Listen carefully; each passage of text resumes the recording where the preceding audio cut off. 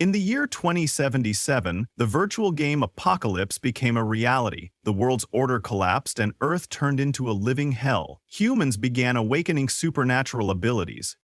In this chaotic world, Jiang City's richest playboy, Ye Yao, managed to protect Qin Yanran at all costs. He spent a fortune hiring 10 experts to help her level up, ensuring she had access to the best resources. He spared no expense, even depleting his entire fortune to buy a divine artifact for Qin Yanran. Whenever valuable opportunities or equipment appeared, Ye Yao immediately handed them over to her. Thanks to his support, Qin Yanran finally rose to become a god-tier powerhouse in the Dragon Country. Today was supposed to be their wedding day. Everyone was overjoyed to see what they believed was a match made in heaven. Many even envied Qin Yanran, dreaming of having such a wealthy, devoted man propose to them. However, at the wedding ceremony, Qin Yanran smiled and hugged Ye Zhao, only to suddenly declare that she would never marry him. Right before his eyes, she tore out his heart. Shocked and in agony, Ye Zhao asked why she would do this. Lying on the ground at death's door, he couldn't fathom why the woman he loved with all his heart would betray him so cruelly. Qin Yanran replied that money couldn't buy her true feelings. She accused Ye Xiao of trying to use lavish gifts to coerce her affection. She accepted his gifts, but that didn't mean she shared his love. Everything she had achieved was due to her own hard work. The only person who truly understood her struggles was Ye Xiao's heart to Ye Xiao's heart so she could hear its heartbeat every day. To her, that was the ultimate romantic gesture. Realizing that Qin Yanran and Zhou Heng had only used him for his wealth, Ye Xiao watched in despair as Zhou Heng laughed and stepped on his face. Everything that belonged to Ye Xiao now belonged to Zhou Heng. Just like that, Ye Xiao died, still unable to understand why Qin Yanran had betrayed him after he sacrificed everything for her. His heart was filled with fury. He refused to let things end this way. He wanted them to pay for what they had done. In the midst of his rage, Ye Xiao suddenly opened his eyes and found himself in a familiar place. Qin Yanran was standing before him, shouting at him. She demanded a little more of his money, claiming she was only taking it to preserve his dignity, and warned him never to bother her again if he continued clinging to her. Ye Xiao barely registered her words. He was too shocked. Had he been reincarnated? It dawned on him that he was now back in the week before Apocalypse descended. There were 200,000 yuan on his card, the monthly allowance he used to give Qin Yanran. Recognizing the scene unfolding before him, Ye Xiao realized he had truly returned to the past.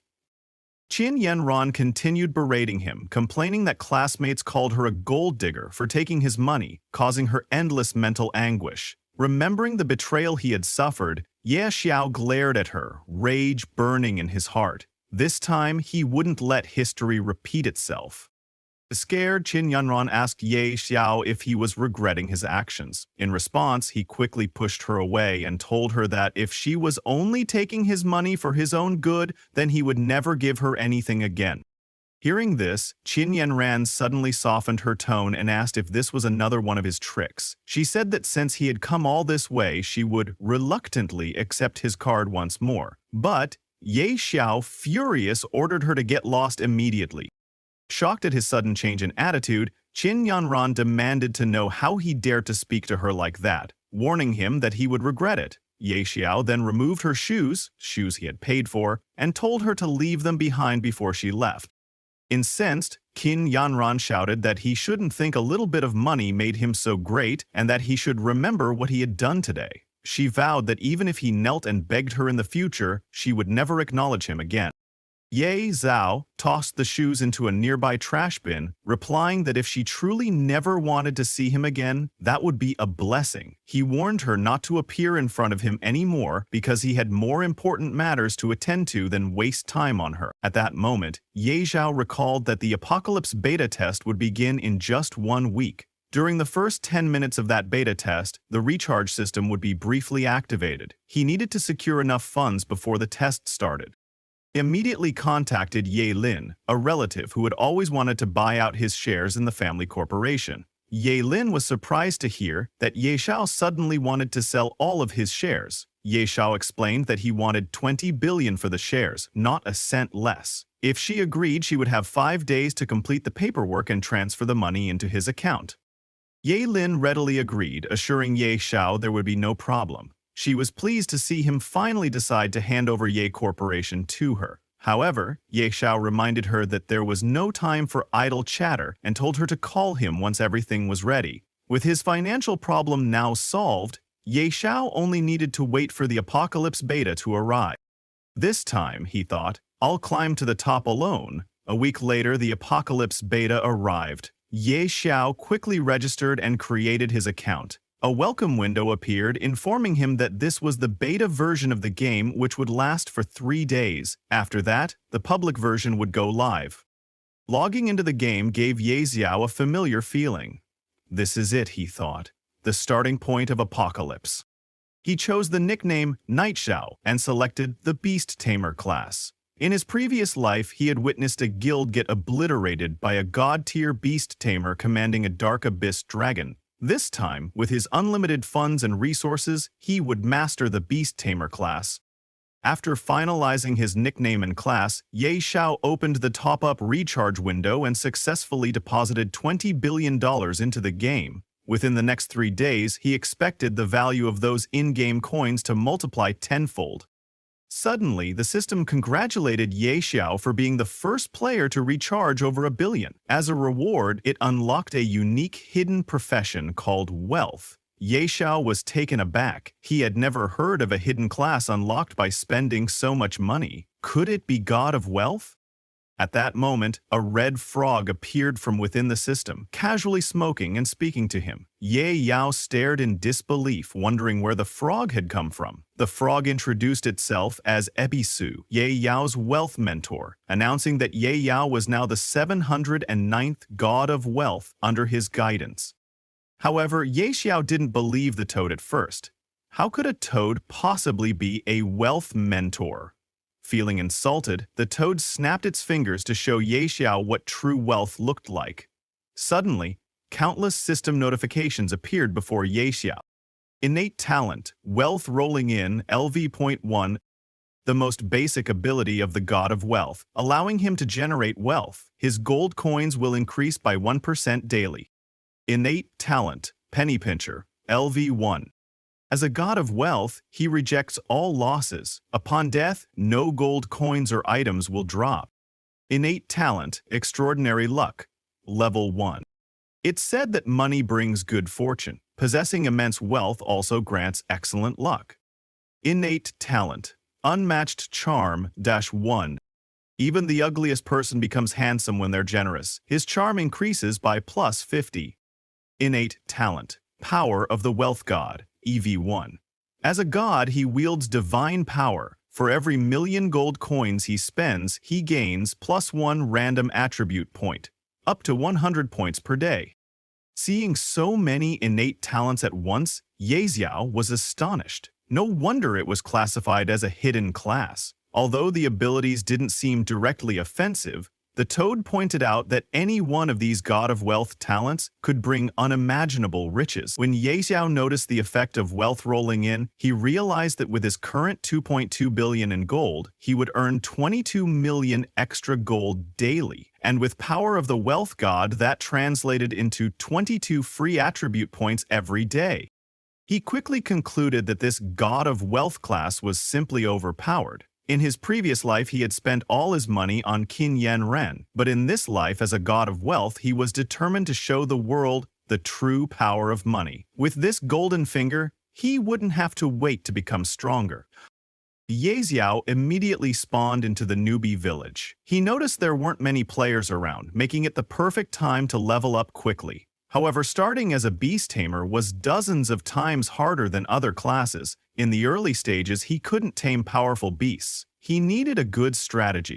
The toad chastised him for recklessly choosing beast tamer, reminding him he didn't even start with a proper weapon. But Ye Yao insisted that the toad just didn't understand the beast tamer class had the highest potential for growth if nurtured correctly. Just as he was checking his status window, he heard a commotion behind him. Turning around, he saw a group of level 5 goblin warriors rushing toward him. Since he had no weapon at all, Ye Xiao was at a complete disadvantage. The toad, panicking, told him to run for his life, and Ye Xiao, without hesitation, dashed the toad in tow.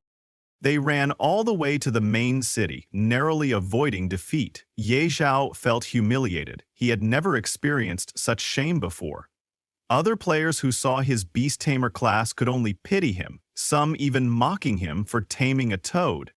Enraged, the toad urged Ye Xiao to buy a beast egg in the city and tame a better creature. Ye Xiao, however, refused to settle for an ordinary beast. Confused, the toad asked what kind of beast he wanted instead. Ye Xiao revealed he knew of a hidden dungeon containing a god-level beast egg in a dragon's lair.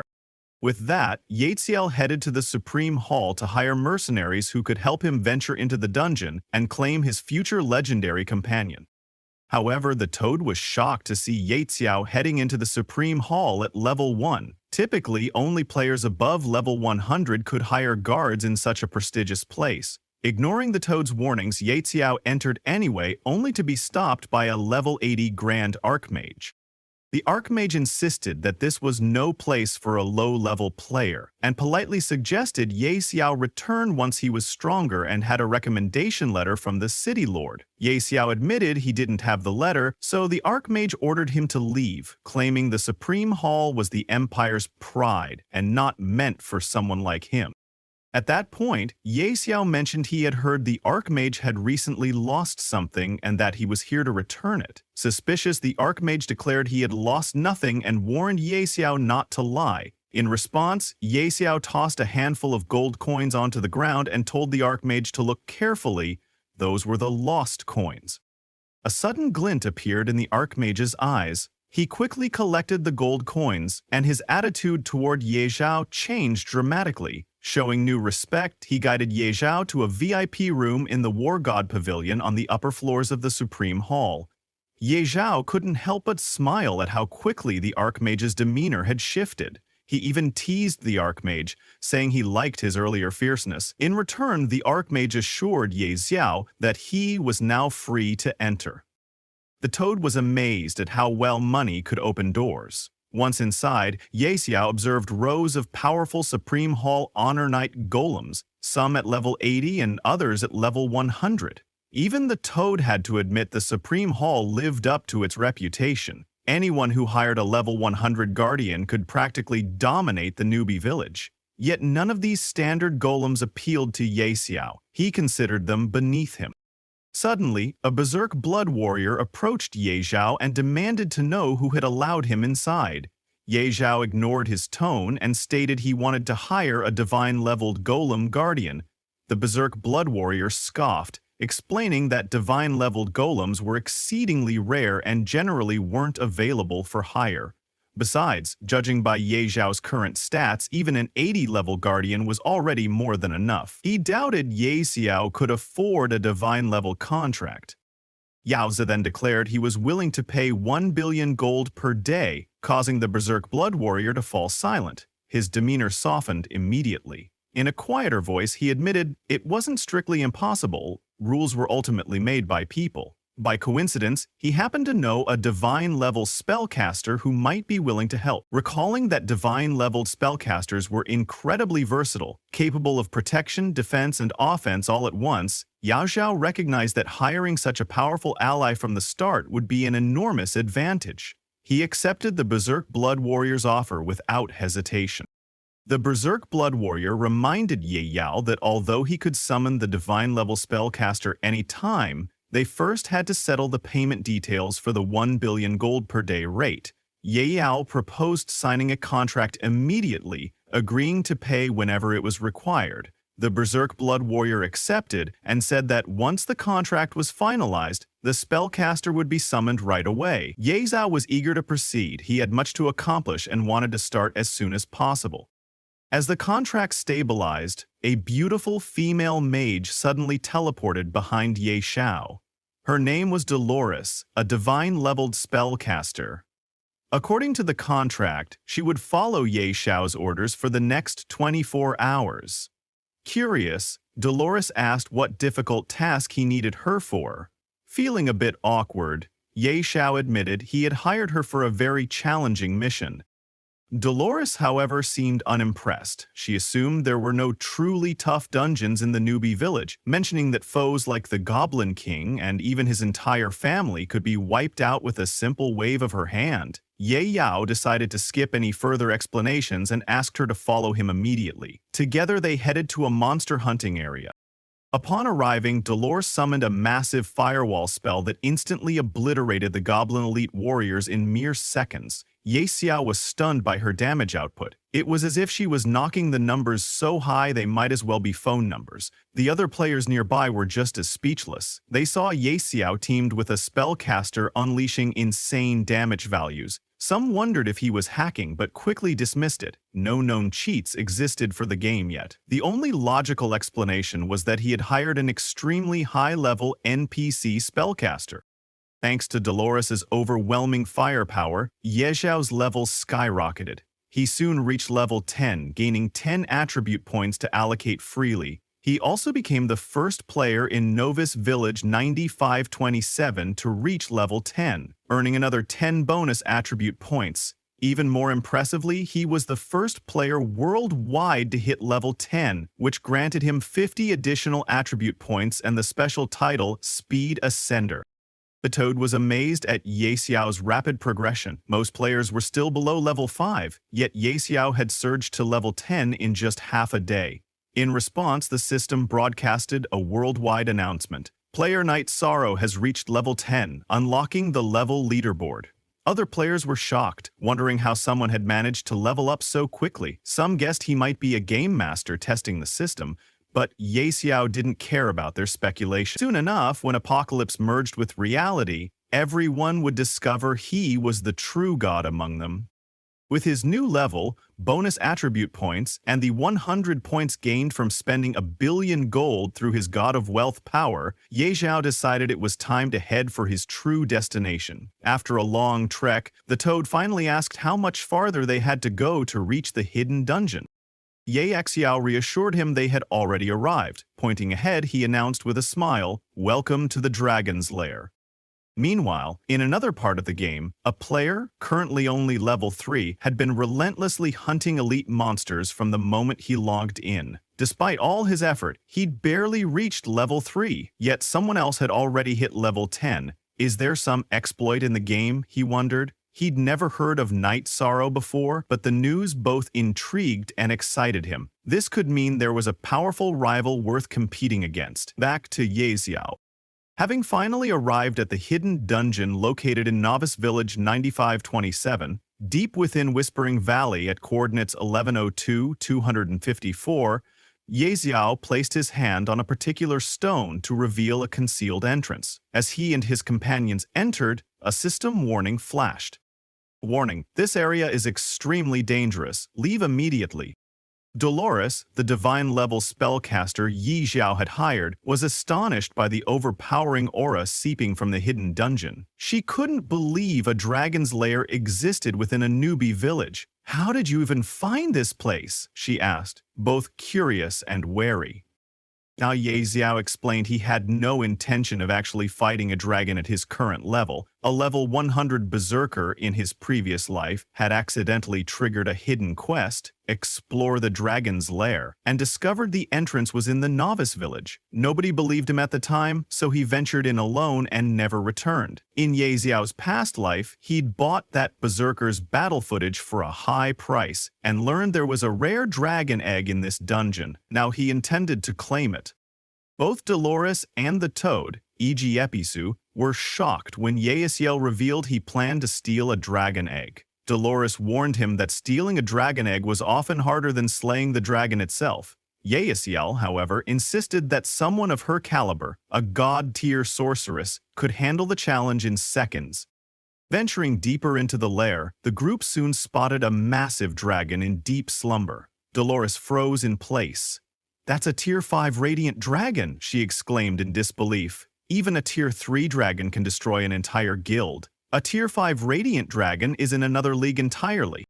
Yao's eyes gleamed. The egg of such a powerful creature had to be incredibly valuable. He was determined to obtain it at any cost. Dolores, however, shook her head, refusing to fight. Even doubling her commission wouldn't change her mind. She claimed it was simply impossible.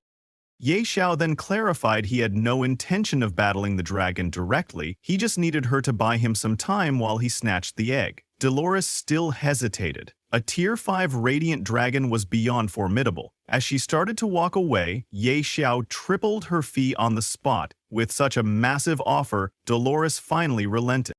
"I can only hold off the dragon for 3 minutes at most," she warned. "Use that time wisely to grab the egg." She then cast multiple buffs on Ye Xiao, each lasting exactly 3 minutes, and told him bluntly, "The rest is up to you." Seeing this, Ye Xiao realized just how incredible and terrifying a god-tier sorceress could be. Sister Tao Lessie unleashed her full power against the dragon, using ice arrows to restrict its movement and draw its rage away from Ye Xiao. With the dragon's attention focused on her, Ye Xiao slipped behind it, hoping to steal the dragon egg undetected. He reminded Sister Tao not to let the dragon notice him, otherwise they'd be done for. But Sister Tao was quickly running out of steam. She called out to Ye Xiao that she could only distract the dragon for another minute and a half, so he needed to hurry. When Ye Xiao tried to lift the dragon egg, he realized it was far heavier than he'd expected. He asked the toad, Ebisu, to help, but the toad clumsily knocked over some armor lying nearby, causing a loud crash that caught the dragon's attention. Enraged, the dragon turned toward them. Ye Xiao grabbed the egg in a panic and yelled for Sister Tao to do something. Mustering her remaining mana, Sister Tao erected an ice wall to slow the dragon's advance, but it was nowhere near enough. The dragon roared and unleashed a Dragon King's breath, forcing Sister Tao to warn Ye Xiao to run for his life. She herself fled as well. Seeing her also running away, Ye Xiao shouted after her in confusion, but she reminded him their 3-minute deal was over. She wasn't some invincible being who could take on a Tier 5 dragon indefinitely. Together, they barely escaped the dungeon before they were incinerated by the dragon's breath. Though it was a close call, Ye Xiao successfully managed to snatch the dragon egg. Outside, Sister Tao admitted that if this egg truly belonged to a Tier 5 dragon, then the risk they'd taken would be worth it. She also reminded Ye Xiao not to forget her commission. Because of this mission, Tao Lessie's favorability toward Ye Xiao increased, now sitting at 60. Ye Xiao assured her she'd be paid promptly. He then turned his attention to contracting the beast. The toad teased Ye Xiao, hoping the egg wouldn't hatch into something bizarre. Otherwise, that 300 million he'd spent to hire Sister Tao would have gone to waste. Ignoring the jab, Ye Xiao placed his hand on the dragon egg. Success or failure, it all came down to this moment. The shell cracked, revealing a small green dragon. But there was something odd about its appearance. It didn't look like a radiant dragon hatchling at all. Its coloration was wrong. Taken aback, they wondered if this meant the radiant dragon had been cheated on. When Ye Xiao checked the little dragon's status, he was completely stunned. It turned out to be a mythical tier Azure Sky Dragon, currently at level 1, yet its base stats were already off the charts. Strength 500, Constitution 500, Agility 500, Spirit 500.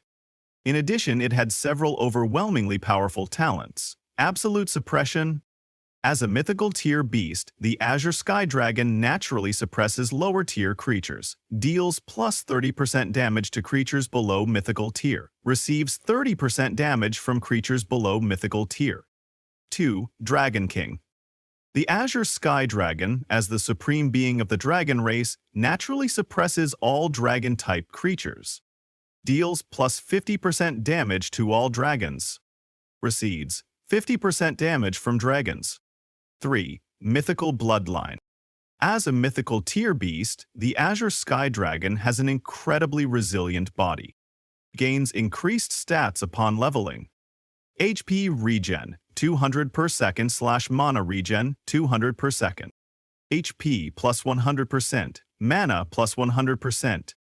It also possessed several devastating skills. 1. Earth-shaking Dragon Roar. A group stun skill. The Azure Sky Dragon unleashes a thunderous roar, shaking the very land. All creatures within a 20-meter radius are stunned for 1.5 seconds, regardless of tier or type. Cooldown 30 seconds. Mana cost 2,000. 2. Dragon King's Breath. A single target skill. The Azure Sky Dragon breathes scorching flames that deal 500% of its strength as true damage to a locked target. This attack cannot be dodged. 5 seconds. Mana cost 1,000. 3. Dragon King's Wrath. A unique talent skill. The Azure Sky Dragon enters an uncontrollable rage, determined to obliterate everything in its path. Deals strength plus constitution % true damage indiscriminately to all creatures within 50 meters. Cooldown 30 days. After activation, all stats permanently decrease by 5%, and the dragon falls into a 5-day slumber. With 500 strength at level 1, even its basic breath attack would inflict well over 2,500 damage, an amount no normal player could withstand. Sister Tao congratulated Ye Xiao on his extraordinary luck, pointing out the hatchling's absurd stats and immeasurable growth potential. If this Azure Sky Dragon matured, its power would be terrifying. Overjoyed, Ye Xiao decided to name the hatchling Little Gray. The toy was equally delighted that this formidable beast was now unmistakably Ye Xiao's companion rather than his own. But suddenly, Ye Xiao noticed the toad holding something strange, a badge. Curious, Ye Xiao asked him where it came from. The toad explained he'd picked it up from the dragon's nest. Sister Tao recognized it and wondered if it might be the Calamity tier Mark of Ferocity, but upon checking, Ye Xiao discovered it wasn't a true Calamity tier item. Instead, it was simply called Mark of Ferocity, offering +10 to all stats. Unique passive Ferocity's Might. The bearer gains unparalleled strength. All skills can trigger critical hits. Base crit rate +20%. Crit damage +100%. It also had an active skill called Ferocious Massacre, which unleashed the mark's power to deal 1000% of the user's spirit as true damage to a target. This attack had double the normal crit chance, and if crit chance exceeded 100%, any overflow converted into additional crit damage. It also had a 5% chance to cause instant death. If the target's HP fell below 20%, the instant death effect was guaranteed. The skill's cooldown was 10 days. Judging by the badge's monstrous stats, Sister Tao told Ye Xiao it was likely a Calamity tier item. The toad, however, insisted Ye Xiao hand it over, complaining that he had risked his life to retrieve it from the dragon's lair. Ye Xiao countered that thanks to the toad's clumsiness, they'd nearly lost their lives, so it was only fair that he keep the badge as compensation. Still unwilling to concede, the toad demanded 10,000 coins per day if Ye Xiao wanted to hold on to the badge. Ye Xiao tried to sweet-talk him, saying they were buddies and money shouldn't matter between them. The toad snapped back that Ye Xiao only acted friendly when he wanted something. Otherwise, he treated the toad as nothing more than a toad. Ye Xiao simply laughed, saying that with this badge, cutting through goblins would be like slicing butter. But the moment he equipped the badge, he triggered a hidden quest. The Forbidden Adjudicator. Though mighty, the King of Ferocity was consumed by the abyss. Bearer of the Mark of Ferocity, seek the truth. Objective: find the Fang of Ferocity. Startled by the sudden hidden quest, Ye Xiao wondered what the Fang of Ferocity was. Sister Tao, who knew of it, explained that it was a god-tier assassin's dagger, forged from the fangs of an abyssal beast. Known for explosive power, the Fang seemed linked to the Mark of Ferocity. However, she warned that reaching the Abyss continent would be a long journey. Before Ye Xiao could ask for more details, his daily gaming time ran out. He would be forcibly logged out in 3 minutes. Sister Tao opened a teleportation portal to return to the Supreme Hall, remarking that she hadn't expected a hidden dungeon in a starter village to take so long. She reminded Ye Xiao that if he ever needed help with another dangerous dungeon, he could hire her anytime. Ye Xiao said his goodbyes and logged out to rest. Since the Doomsday game was still in beta and hadn't fully merged with reality yet, no need to push his body too hard. The next day at Ye Xiao's home, Ye Xiao browsed the internet for news about Doomsday and found countless popular articles discussing the game's dominance in the gaming community. It topped discussion charts and players were complaining about the game's difficulty. Many spent entire days playing but only reached level 2, dying repeatedly and suffering stat resets. Some posts also mentioned Ye Xiao, the mysterious player who'd reached level 10 in just one day, while most couldn't even scrape together enough experience to level once. Many questioned if he was cheating or hacking. There were more serious reports as well. On Doomsday's first day, many players died in-game and experienced severe physical symptoms after logging out, with some even requiring hospitalization. Cases of organ failure among survivors were emerging. In response, several governments had issued warnings against playing the game.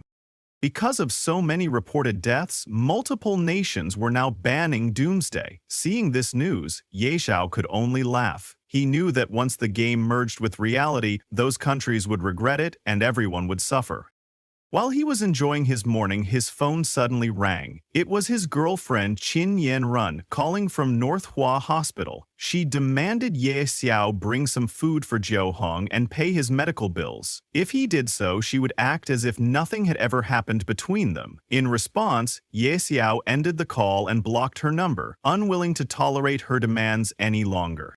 Meanwhile, at the hospital, Zhou Hong asked Qin Yanran if she was sure Ye Xiao would come just because she called. Qin Yanran told him not to worry. She believed Ye Xiao loved her so deeply that he would show up the moment she summoned him, like a dog. They seemed pleased with themselves until a doctor appeared, telling them they would have to settle their bill and be discharged early. Qin Yanran questioned why they needed an early discharge. The doctor explained that the hospital was overwhelmed with organ failure patients, people who had been playing Doomsday, and they were running out of beds. Yanran sarcastically asked if they considered poor people's lives worthless, but the doctor insisted they pay their bill and vacate the room by day's end. Zhu Hong stopped Yanran from arguing further. He said that the game clearly wasn't simple and he intended to get discharged so he could keep playing. First, however, he asked Yanran to cover the hospital fees, but she didn't have any money. She had refused Ye Xiao's monthly allowance. Zhu Hong then remembered that Ye Xiao used to give her 200,000 yuan every month for living expenses, but Yanran stated she wouldn't take any of Ye Xiao's filthy money, insisting she was not some object he could buy with lavish gifts. She felt sick just thinking about him. Growing worried, Zhou Hong told Yanran to send Ye Xiao another message asking for money because he planned to start a Doomsday gaming studio. For Ye Xiao, that kind of money was nothing, but for them, it was crucial. Yanran reassured Zhou Hong that once Ye Xiao showed up, she would say a few sweet words and he would obediently hand over the money. Meanwhile, at Ye Xiao's home, he had been sleeping after logging out of the game. When his alarm went off, he woke up, ready to log back into Doomsday. He wanted to continue leveling up before the beta fully merged with reality. Upon logging in, he found himself back in Novice Village. He summoned the toad, Ebisu, and told him they needed to level up quickly and leave the village. However, in a place where most players were still level 1 or 2, Yao Zhao, already level 10, stood out significantly. A crowd began gathering around him, amazed that the top-ranked player on the leaderboard was right there. People were curious, some inviting him to join their teams, even offering cute little girls in their parties as incentives. Despite changing into a masked outfit to hide his face, Ye Xiao couldn't conceal the level floating above his head. To escape the attention, he ran out of the novice village as fast as he could. Unfortunately, other players still chasing him for answers or opportunities followed him outside. Even after leaving the village, they continued pursuing him, determined to catch up to the game's most mysterious powerhouse. To escape the pursuing crowd, Ye Xiao rushed into a level 10 trial zone, a treacherous area with monsters too powerful for the level 2 or 3 newbies who had been chasing him. Just as he'd hoped, they all stopped at the entrance, unwilling to risk their lives. With a sigh of relief, Ye Xiao noted that they weren't stupid. They knew better than to follow him any further. He continued onward until he saw a castle with a guard standing at the entrance. The guard told Ye Yao that this wasn't a place for someone of his level, but Ye Yao replied that he was there to begin his advancement trial. Surprised by Ye Yao's level 10 status, the guard asked if he had a team. Ye Yao declared that he was going in solo, causing the guard to scoff at his arrogance. Even on normal difficulty, attempting this trial alone was nearly suicide. Ye Xiao dismissed the guard's concern, boasting that he wouldn't die so easily. Shaking his head, the guard decided Ye Xiao was just another reckless kid. Standing on the magical circle that started the trial, Ye Xiao was presented with several difficulty options: normal, hard, nightmare, hell, and abyss. Without hesitation, he chose the highest setting, abyss, and confirmed he would enter alone. The guard watching was in disbelief. A mere level 10 player trying to tackle abyss difficulty by himself? Ye Xiao recalled that in his previous life he had tried this trial with full bronze gear and an elite team, yet they'd nearly been wiped out because he'd had to babysit Qin Yunran. This time, he was determined to get revenge and erase the shame of his past. Summoning Little Gray, his mythical grade Azure Sky Dragon, he felt confident he had nothing to fear.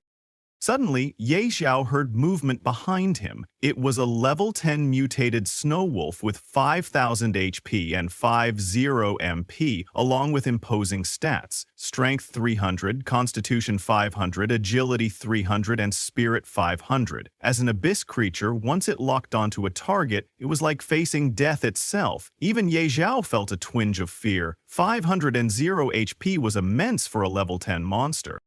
He quickly commanded Little Gray to attack. The dragon unleashed Dragon King's Breath, dealing a massive 2,500 damage. Little Gray followed up with physical claw attacks that did another 500-600 damage. The Snow Wolf's HP plummeted, sending it into a berserk state. Before it could strike back, Little Gray used earth-shaking Dragon Roar, stunning the wolf and leaving it helpless. Then another Dragon King's Breath finished the job. Upon defeating the wolf, Little Gray leveled up 4 times in a row. Ye Yao was thrilled to see such rapid progression, plus 4 levels in an instant. Checking Little Gray's updated stats, he found that the dragon gained plus 50 to each stat per level, confirming that mythical grade beasts grew at a terrifying rate. It even unlocked a new, incredibly powerful skill. The Snow Wolf also dropped some impressive loot: a Blood Wolf Fang dagger, dark gold grade, and a Snow Wolf bow, dark gold grade. Xiao marveled at the quality. Mutated bosses in Abyss difficulty seemed to drop vastly superior items compared to his past life. While he was inspecting his new gear, another demonized monster suddenly appeared behind him. Its stats were just as insane. Without hesitation, he ordered Little Gray to engage, and their battle raged on for another half hour. After half an hour, he finally defeated the Dark Abyss Tiger. Yet after such a fierce battle, he was so exhausted it felt as if his legs would fall off. Still, defeating the Dark Abyss Tiger yielded several dark gold grade items, including a pitch black sword, one-handed, and a spiked tiger shield, one-handed. Toda also picked up several pieces of gear. With this equipment, once he returned to the city, he could earn a decent amount of gold. However, Ye Xiao told him that he wasn't heading back. Instead, he wanted to challenge the trial boss and take it down. Toda was shocked. He asked Ye Xiao if he was joking. Even though they had killed so many monsters, Ye Xiao was still only level 7. How could he possibly handle the boss alone at that level? Ye Xiao told Toda not to worry. In his previous life's Abyss trial, the final boss was only Lord level, with Little Gray, who could easily take down 2 demonic monsters, and with everyone's help, defeating a Lord level boss would be as simple as slicing vegetables. He promised Toda he would show him what it meant to be a pro. Toda, however, was skeptical. They soon reached the deepest part of the abyss. The system immediately warned them that they had entered an extremely dangerous area and advised them to flee. Nevertheless, Ye Xiao was determined to see this through. In his past life, he had been a man of honor, trapped by love and emotions, only to be betrayed in return. But in this life, he was the Abyss Envoy, wielding the strongest power of the apocalypse, and he refused to leave before fully embracing the abyss. Advancing further, they came upon a fearsome monster seated on a throne. It was the Abyss Wanderer King, boasting overwhelming stats. Many of its attributes, like health, talents, and skills, were unknown, likely because Ye Xiao's level was too low to see them. Everyone was stunned. They had expected a Lord-level enemy, but instead found themselves facing a King-level boss. Ye Xiao was just as astonished. In his past life, the boss had clearly been Lord-level. Why was it king level now? With 5,000 spirit points, it was purely magic-based, possessing 0 strength and agility. Its normal attack damage was negligible and its attack speed was extremely slow. But if any of its spells struck Ye Xiao, he would be done for. Knowing a king-level boss was no joke. Ye Xiao ordered Little Gray to follow his commands precisely. Since the boss was slow, he instructed Little Gray to keep moving and attacking, never to engage in a prolonged fight. Little Gray obliged by constantly repositioning and striking, giving the king-level monster no chance to counterattack or activate its abilities. Ye Xiao was thrilled. If everything went according to plan, they would soon bring it down. But suddenly, Ye Xiao noticed the monster was just staring at him, not moving. He realized something was amiss, and he was right. The monster had been preparing a powerful magic spell aimed directly at him. Toda cried out for Ye Xiao to dodge. He barely managed to evade the spell, but the boss continued focusing all its attacks on him. Confused about why the boss singled him out, Ye Xiao called for Little Gray to help before he ran out of stamina. Little Gray rushed in, unleashing a Dragon King's breath that sent the boss crashing into a distant wall. If the boss didn't die soon, Yao would collapse from constant movement. Irritated and frightened, Toda shouted that if Yao ever dragged him to such a dangerous place again, he would refuse to come.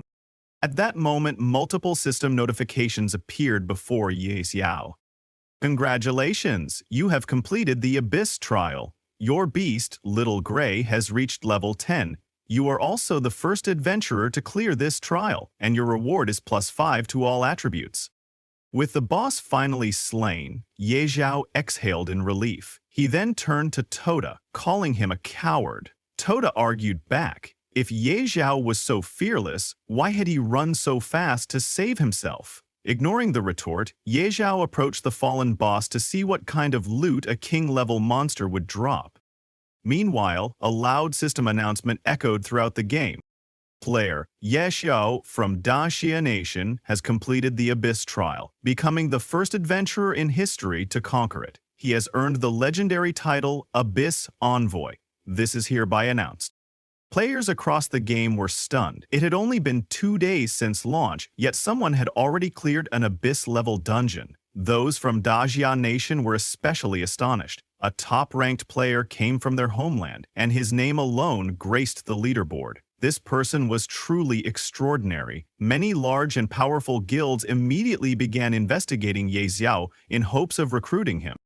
Back in Beginner Village 9527, the players were excited to learn that the famous new level 10 expert was from their very own village. Zhou Hong, now discharged from the hospital, resumed playing. He told Yan Ran that if they could befriend this pro and team up with him, they would become famous in no time. Even someone like Ye, second-generation kid, might eventually look up to them. Yan Ran asked if he truly believed a simple game could help him reach the pinnacle of life. Zhou Hong replied that something about this game felt different and that she should trust his judgment. He then asked if she had contacted Ye Xiao to help them level up. After all, he was rich and a gaming expert. Jianran refused, telling Zhou Hong that she would not reach out herself. If he wanted to, he could do so, but she wasn't that shameless. Yanran told Zhou Hong to stop bringing up Ye Xiao. It was so rare for them to have some time alone together. Since she had never played the game before, she asked him to teach her so they could enjoy some time together. Realizing her intention, Zhou Hong suggested they go level up. Meanwhile, Ye Xiao had just defeated a hidden dungeon boss and was stunned by the loot. After all that effort, the boss had only dropped a single fragment, an item he had never encountered in his previous life. It was called the Abyssal Stone Fragment, with an unknown grade and currently unidentifiable. Seeing no immediate use for it, Ye Xiao decided to head back to the spawn point, planning to get it appraised later. He had passed the trial, so leaving the beginner's village and heading to the main city took priority. Upon emerging from the dungeon, Ye Xiao found the guard at the entrance in complete disbelief. Someone had actually solo cleared the trial on Abyss difficulty? Ye Xiao told the guard to stop wasting time and open a path to the main city so he could leave the beginner's village. The guard quickly activated the teleportation gate and congratulated Ye Xiao on passing the trial. He also gave Ye Xiao a guide token, which granted free entry to and from the main city. Ye Xiao thanked the guard for his help. In addition, because Ye Xiao cleared the Abyss level advancement trial, he was entitled to an epic item, the Badge of Valor. This badge served as proof of a hero and was only awarded to those who cleared the Infernal level trial, an extraordinary feat. Equipped with this badge, Ye Xiao's base stats would increase by 20 and his charisma by 3. He also gained a passive skill called Valor's Might, which increased his strength by 10% for 1 minute whenever his HP fell below 30%. Ye Yao was amazed by the Badge of Valor's effects. After receiving it, he stepped into the teleportation portal and arrived moments later in the main city of Windleaf. The system congratulated him on entering a new area. Ye Yao was surprised to see how quiet the city was. In his previous life, the job transfer square would have been packed with hundreds of players. Arriving so early really changed the scene.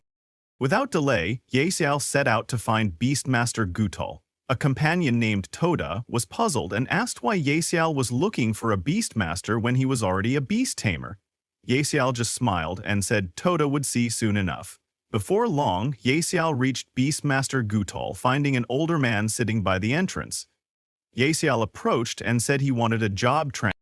However, the old man dismissed him outright, telling him to bother someone else. Ye Xiao insisted that he wanted to transfer to the hidden class Beast Whisperer, and that only Gutal could grant it. At this, the old man glared and said that becoming a Beast Whisperer wasn't for just anyone. If Ye Xiao wanted to join this class, he would have to prove his strength first. Gutal ordered him to head to the outskirts and bring back 100 demon wolf cub eyes.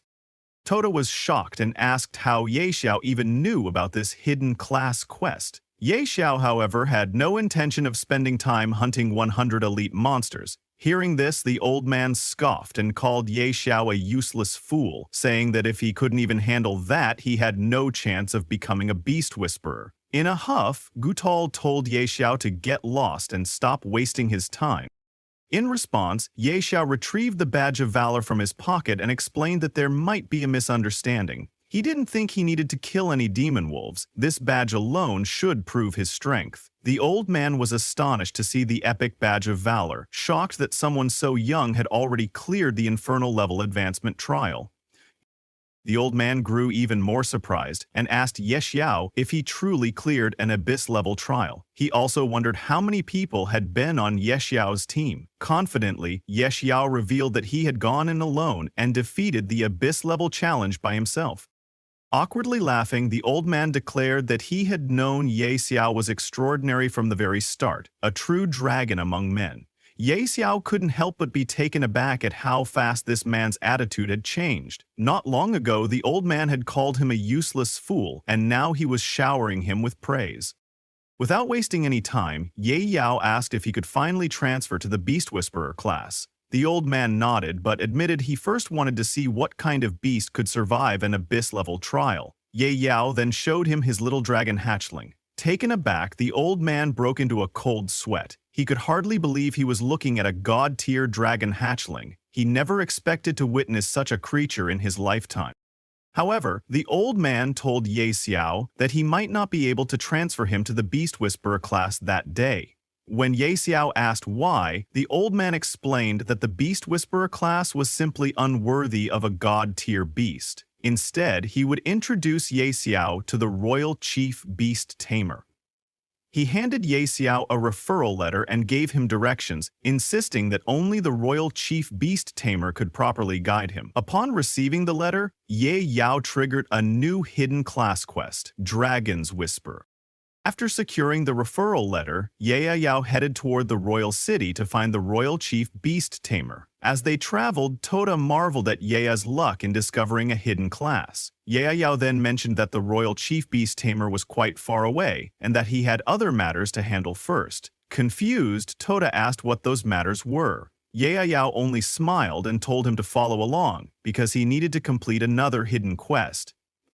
Still perplexed about how Ye Xiao knew so many hidden quests, Tota went with him. Soon they arrived in front of a grand church-like building where a beautiful woman stood surrounded by guards, searching for something. Jokingly, Tota asked if Ye Xiao planned to sell himself to a wealthy lady. Ye Xiao just chuckled and explained that this was Lady Charel, the widow of the former city lord, a rich and beautiful noblewoman, but not the reason he had come. As Ye Xiao approached, the guards stopped him and demanded to know who he was. Ye Xiao respectfully greeted Lady Charel and asked why she seemed so sorrowful. Was there a problem he could help solve? Lady Charel confided that she had lost a very precious personal item. If Ye Xiao could recover it, she would be deeply grateful. Thus, Ye Xiao triggered yet another hidden mission, Lady Charel's request. Retrieve her beautiful flower. He reassured Lady Charel that he would take care of it, then set out to fulfill her request. After that, Ye Xiao headed into the city to look for the flower, while Tota grew more and more confused. He asked Ye Xiao why they were wandering around town if Lady Charel's flower should be in a garden or somewhere outside the city. Ye Xiao simply smiled and replied that this wasn't an ordinary flower.